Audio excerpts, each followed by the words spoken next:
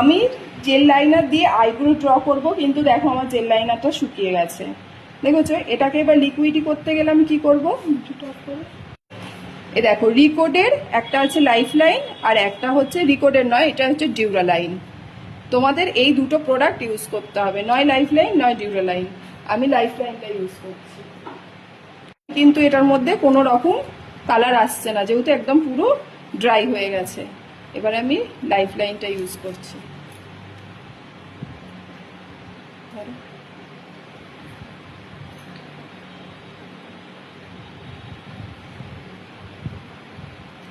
Just 2-3 drop দিলাম,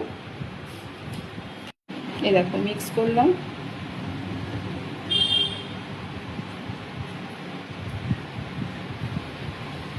ভালো করে এটা মিক্স করতে হবে।